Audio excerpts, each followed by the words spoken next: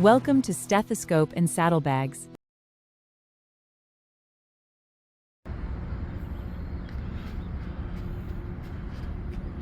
Muscatine, Iowa. Have you ever heard of it? Well, we haven't either. I don't think it's gonna stick. It's not gonna stick. We're gonna have to go get back and get a sticker.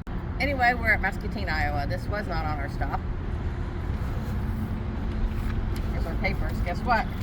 3, 4, 5, 6. Oops. 7, 8, 9, 10 are missing. Ripping them up. Guess what? We don't need these. We don't need to be in control. Everything we have planned, everything we have done has been in the trash.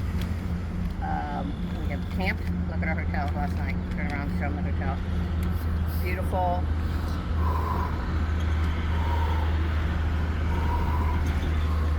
Beautiful Muscatine, Iowa. Right over here is the Mississippi River. A bridge going into Illinois. We went over on the motorcycle last night. Get closer to those cars, David.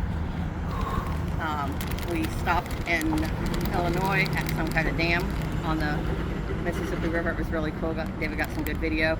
Just down the way, we ate this big. I swear to you, I am not lying. It was a, what was it called? Pork loin. Pork tenderloin sandwich, like this big, $22. Onion rings, baked beans, and this sandwich, this big that we split and we couldn't eat it. The best baked beans you'll ever have. The people in this town are so nice. And if you'll see the watermelon. So they're known for pearl buttons and watermelon. We went to the Pearl Button Museum. Tell them about the pearls, David.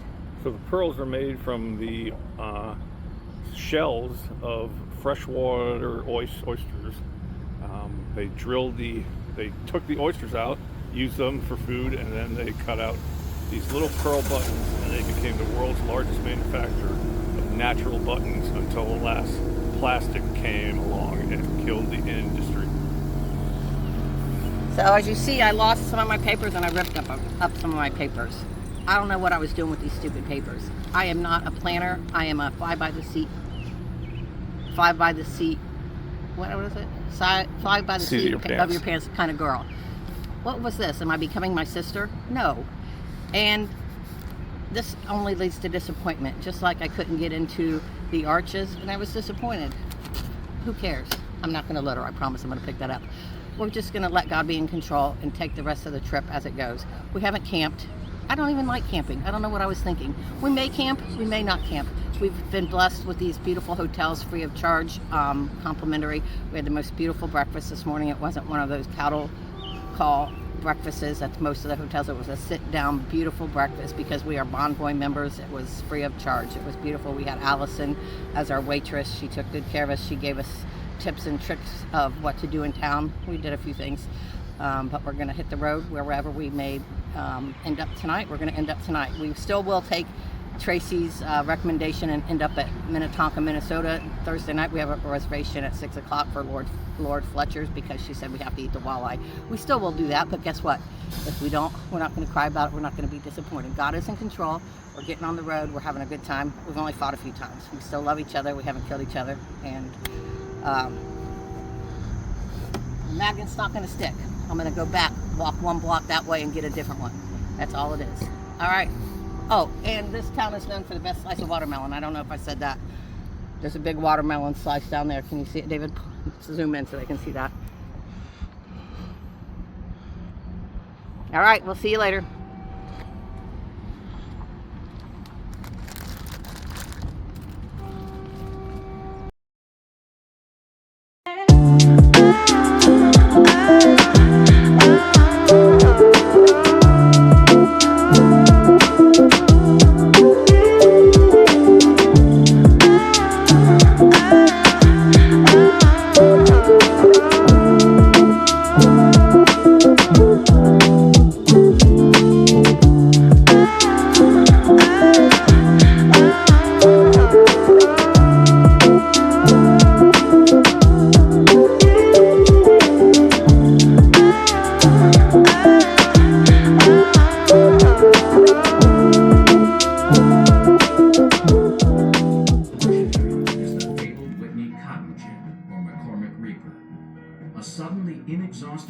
market for the hard, lustrous shells turned clamming in the shallows of heartland rivers into a rousing democratic occupation.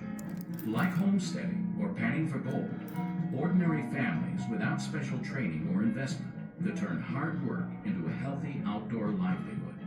This same freedom of opportunity launched a cottage industry in the town itself. Neighborhood alleys were soon awash with discarded shells. Woodsheds became cutting shops. Living rooms served as family assembly lines for sewing buttons on cards. The head start provided by Beppel and the Berries rooted the new enterprise firmly in Muscatine, even after area mussel beds proved no longer sufficient and shells had to be brought in by barges and railroad cars. In the first quarter century of button making, the town's population doubled, with as many as half the workforce involved in the production process. By 1905, dozens of local factories produced 1.5 billion buttons annually, 3 out of every 8 sold on the face of the earth. Muscatine reigned as Pearl City, or as its postcards brashly proclaimed, the pearl button capital of the world. Like any industry, however, the seeds of its eventual passing were present from the beginning. Despite innovations in shell gathering and production technology, pearl button making remained a painstaking, labor-intensive process. Each button was handled more than 30 times from start to finish. At the same time, little was done over the years to curb the most wasteful step of all, the cutting of blanks from the shells themselves. It took years for shells to grow in nature to commercial size, and the rapid depletion of the local mussel beds became an ominous early warning sign. Scarcity of shell, foreign competition in the button market, changes in fashion, and the development of new products like the zipper and materials such as bakelite led to the decline of Muscatine's pearl button industry beginning in the 1930s. By the early 1940s, more than a dozen long-running cutting shops in Muscatine had gone out of business. The U.S. Button Company and Pennant, 2 major factories, had also closed. In 1946, the 7 surviving button makers celebrated the happy coincidence of the industry's 50th anniversary with Iowa Centennial by nominating 7 candidates for Pearl Button Queen. Former Iowa sportscaster and then Hollywood star Ronald Reagan selected 17-year-old button worker Helen Burke from photos of the finalists. It was a moment of instant nostalgia, signaling the end of an era. Post-World War II improvements in chemical technology led to new forms of plastics. Soon, Muscatine button companies themselves began experimenting. Throughout the 1950s, most of the remaining local factories hedged their bets by producing both plastic and pearl varieties. In the summer of 1967, the Ronda Button Company, Muscatine's last factory dedicated entirely to pearl, cut its last shell.